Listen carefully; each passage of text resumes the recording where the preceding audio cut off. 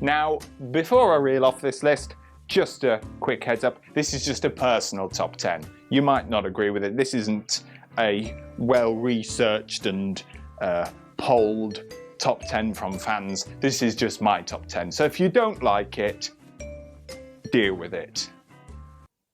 It's a bit aggressive, but anyway, you get the idea. It's just personally my top 10. In at number 10, I aimed for the head. Now, at the start of Avengers Endgame, the heroes are confronted with the fact that, well, they've lost. They've got to think quick. How do they resolve this situation? Can they resolve this situation? They come up with the idea to go after Thanos because they realise he's still alive, he's still got the stones. Their idea is go to Thanos, get the stones back, snap everybody back and deal with Thanos somehow, maybe imprison him or something. Yeah, just like that. But when they get there, things don't exactly go to plan. And they find out Thanos has turned the stones to atoms. They're gone. This leaves Thor a little bit hacked off, if you forgive the pun. Obviously, Thor's grieving, you know, he failed. He was told you should have aimed for the head at the end of Infinity War. He went for the chest. His pride got the better of him. He wanted to defeat Thanos and rub it in his face, basically, well, or rub it in his chest, as it were. And by not going for the head, essentially, they lost. This time he does aim for the head, except when you're watching this for the first time at the cinema, you're not really expecting that. Thanos is just there saying, you know, oh, I turned the stones to atoms, you know, they're gone. I am inevitable. And then, bam! Yeah, I wasn't really expecting a beheading in a Marvel film, but, yeah, at that moment in time when you're watching it, you're thinking, okay, where on earth do they go from here? What? What did you do? I went for the head. In at number 9 is Howard and Tony. Iron Man, Tony has a bit of a complicated relationship with his dad.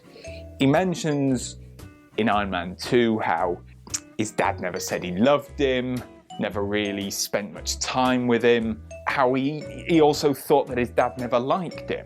Although throughout the rest of Iron Man 2, he does discover that his dad cared far more than he realised, and he never really got to say goodbye to his parents, never got to say goodbye to his dad before they had that fatal accident, and never got to thank him, essentially. It's a brilliant few minutes. He gets to indirectly thank his dad whilst his dad's there. His father mentions how he almost wished he had a girl. A girl would have been nice, because there would have been less chance that he'd turn out like him. And you can kind of see it in Tony's face that his dad's done an alright job. It's a great few minutes, very touching. It's the perfect way for him to say goodbye to Howard, say goodbye to his dad. Howard, everything's gonna be all right. Thank you for everything you've done for this country. That's why it's number 9 for me. It's bringing closure to Howard and Tony's kind of relationship, albeit in a kind of an odd way because his dad doesn't know it's him. And then number 8 is another reunion.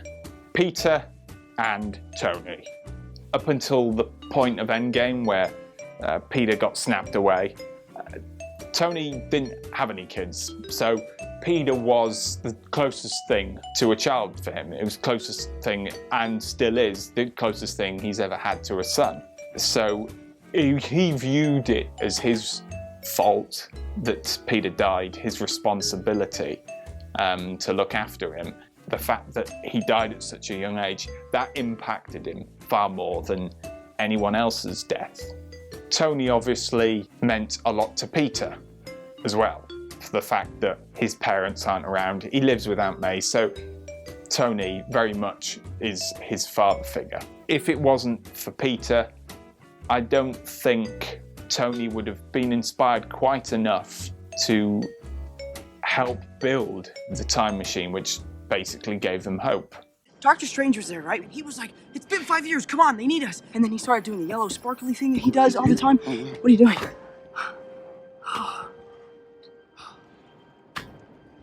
In at number 7, Natashas Sacrifice.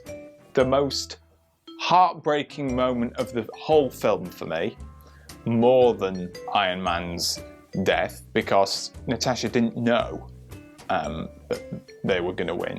It really was, in a way, I feel like more of a sacrifice than Iron Man's.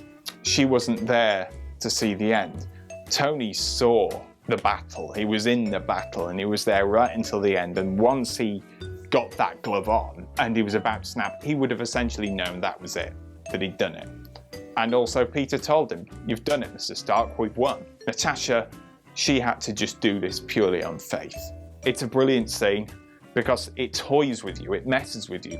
One moment you think Clint's going to be the one who sacrifices himself, and the next you think it's Natasha, then you go back to thinking it's going to be Clint. Clint jumps off, Natasha grapples hold of him somehow, and then it becomes clear Clint's holding on for dear life onto Natasha, trying to stop her from falling, and she pushes away, and she just falls to her demise. And I think it's brilliant that they chose Natasha, because if I'm honest, out of all the Avengers, I wasn't expecting Natasha to be the one that would be sacrificed. And the acting from both of them is absolutely brilliant, from Scarlett Johansson and Jeremy Renner. Very heartbreaking scene, but it's one of the best in the film. No. Please, no. It's okay. Please.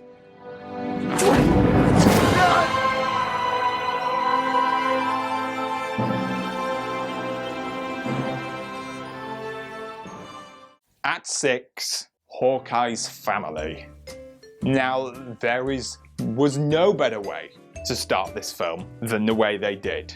A, little reminder of what they lost at the end of Infinity War. The movie starts with a beautiful, idyllic setting of Hawkeye with his family at their home in like the countryside. They're having burgers, there's a good bit of banter going on, bit of patter with the family, showing his daughter how to, bow and arrow. It's all very lovely until the inevitable happens. Yet again, brilliant acting from Jeremy Renner, superb acting, just embodying that sudden confusion, that confusion of like, where's everyone gone? Then quickly turns to fear, shock, and then just utter bewilderment. What's happened? He doesn't even probably know at that point in time who Thanos was and why his family had disappeared. The beautiful setting makes for an even more chilling scene, really. Infinity War ended with a kick in the nuts, and so Endgame began with a kick in the nuts as well, just really just rubbing it into you. And yeah, awesome scene, awesome scene. Babe? Babe? Boys! Boys! Ah! Number 5 for me is Hail Hydra. What a scene this is. This is a great moment, although one of the shortest little moments that I've mentioned in the top 10 for how long it lasted.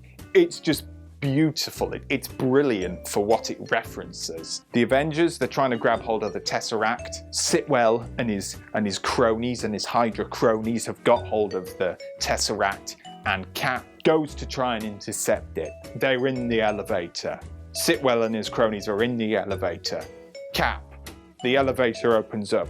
He's about to walk in, and you're thinking to yourself, uh-oh, here we go, Winter Soldier again. He's gonna do it, he's gonna do it. He's gonna say, before we get started, does anybody want to get out? And he's gonna kick their butts. But he doesn't. He does something completely left field, and it completely takes you off guard. Like, you're just not expecting it. He leans down to Sitwell, whispers in his ear, That's okay. Trust me. Hail Hydra.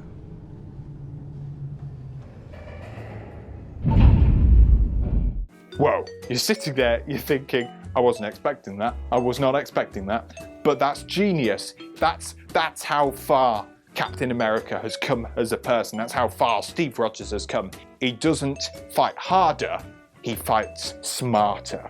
And it's fantastic. I love it. I love it. It's, why not remove the need to fight? Why not just be intelligent? Yeah? And Hail Hydra's perfect. At this point, having known that Sitwell now was Hydra, he can do that. He's got that knowledge, and it's brilliant. You're expecting that elevator fight scene, and you kind of want that elevator fight scene to happen again, but this was better. Awesome, awesome scene because of the flashbacks it gives you without even going into the fight. It's a whole nostalgia trip at the same time as being something new. I loved it. I loved it. I loved it. I loved it. In at number 4, it's Cap versus Cap. Now this happens literally just a few seconds after Steve sees off Sitwell. Well, and his cronies, as I love to call them. He's got the Tesseract and he bumps into himself because, you know, they've time traveled. It's the only, there could be no other worse person to bump into at that moment in time than his past self. You know, he tries to prove to himself, I'm not Loki, and so he gets involved with this whole battle with himself. It's brilliantly done. Action is thrilling. It's sandwiched between great humorous moments, the realization of how irritating and self-righteous his past self was. That beautiful moment, absolutely, probably the funniest moment of the film.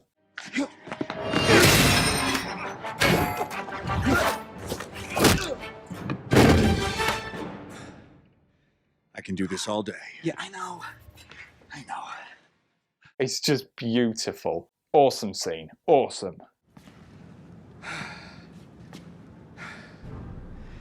That is America's ass. And at number 3, I am Iron Man. The end of Tony Stark's story arc in the MCU is a really bittersweet one.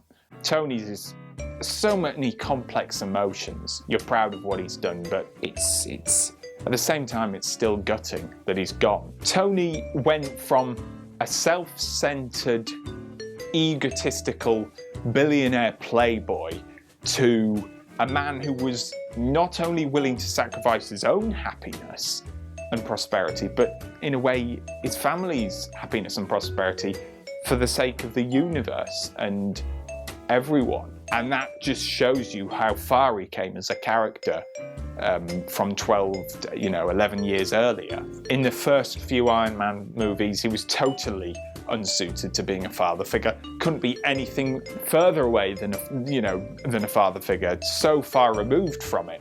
And definitely not a role model.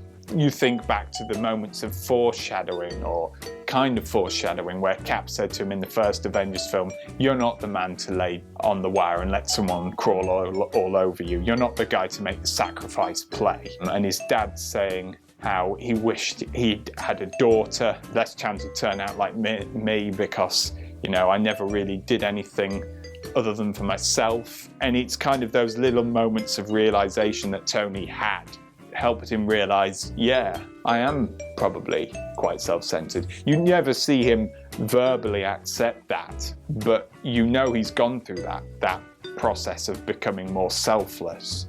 You know it because if he hadn't, he wouldn't have made the ultimate sacrifice. But although his character changed, the way he chose to identify himself didn't. And so the MCU came full circle. Started with I am Iron Man, and at that moment in time, it ended with I am Iron Man. And I am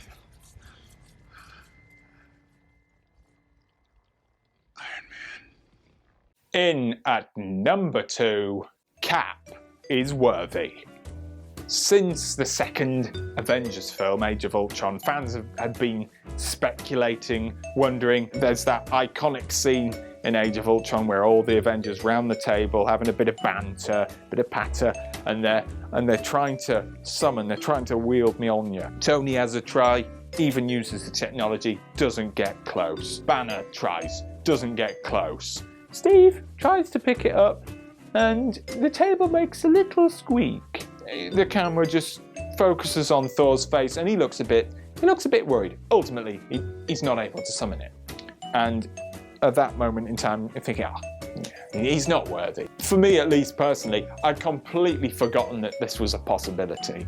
The fact that Cap could be worthy, and what a time for him to be worthy. What a time for it to happen.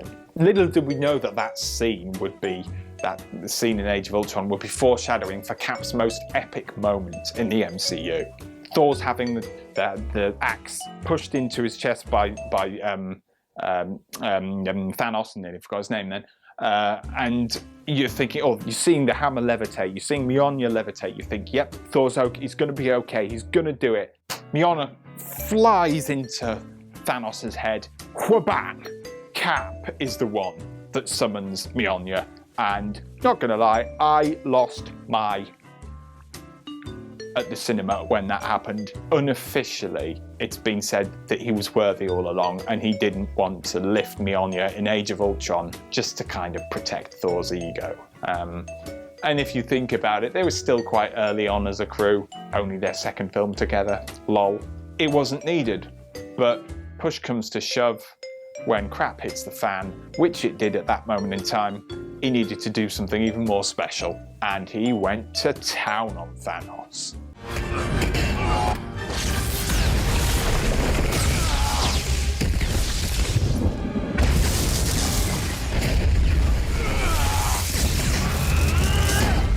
In at number 1, Avengers Assemble.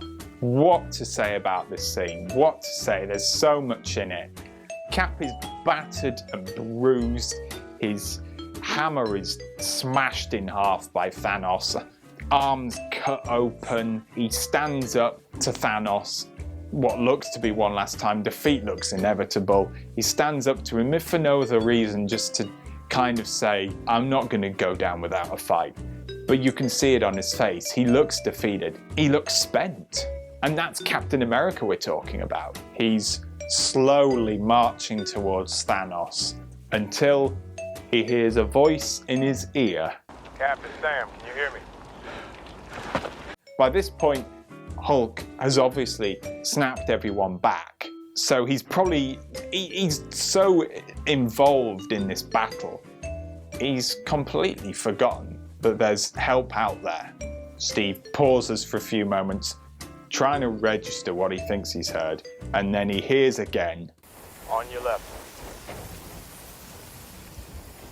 What a reference that is to Winter Soldier again. Then out steps T'Challa, and you can see the emotion, you can see it in his body, not just his face, in his chest. He's breathing hard.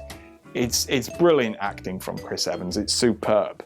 As more and more heroes appear, as more portals appear, the heroes step out of them, the emotion builds. Doctor Strange, he asks Wong, is that everyone? Wong replies rather humorously, what?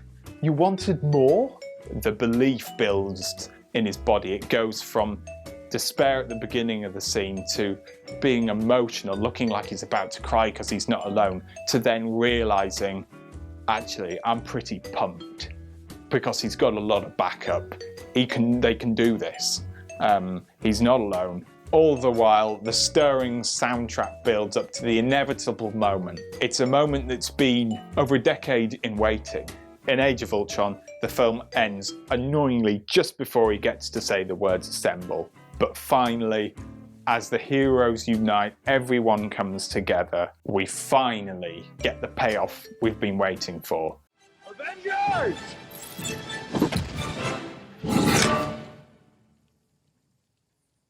Assemble.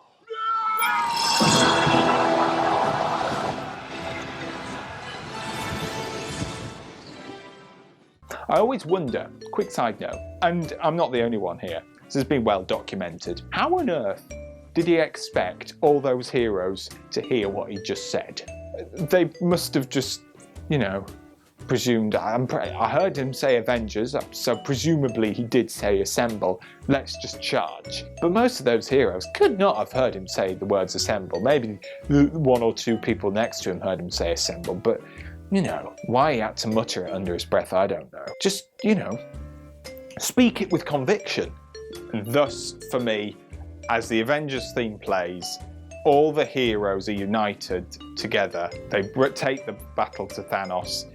At this moment, the MCU, for me, reached its peak moment, still to date, and it will be for a long time. I went to bed after watching that film at the cinema. That scene played through my mind more than any other, time and time again. I just kept dreaming it. That was more than a film. It was a cinematic event. It was a once in a generation kind of event, a cinematic event. It was more than a film. It was like in a way, all the films combined. If you just watched that on its own, you might enjoy it. If you'd never seen any of the films previously, you might have enjoyed it, but it had so much rich Marvel history embedded in it that if you knew all the references, you knew all the past, boy did that film deliver for you. It delivered so much. That film, and this is what I love about Marvel, they make films for their fans.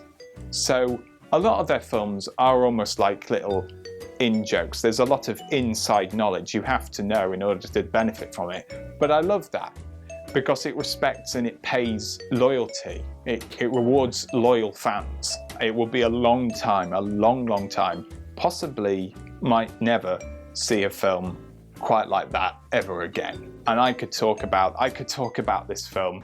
I can do this all day. Forget what, you know, Martin Scorsese says. He's just bitter. He's just envious. Other actors coming out saying same things. Oh, you know, Jennifer Aniston coming out saying stuff about, you know, oh, we need to go back to the age of rom-coms. Give us a break. You cannot be telling me rom-com is more or better cinema than this. For me, you know, if you don't like it, fair enough. But you can't say this isn't cinema. You can't say this isn't an achievement. Within those films, they say a lot about humanity. They've made characters that you can relate to, whether those characters are human or not. Characters that you really care about. That's the achievement. To make that many characters that you care about, bring them all together and make it work, make it stick. So often, all-star casts don't quite work. But boy, does this work. Boy, has the MCU worked. No films set to come out anytime soon. Black Widow looks like it's going to be delayed yet again. But we will have WandaVision at the end of the year, and that's going to be really interesting because there's going to be some rather trippy stuff with that. So until some other Disney content comes out that I can watch and analyze and ramble to you about, that'll be it for now. I'll keep you posted. Until next time, thanks for watching.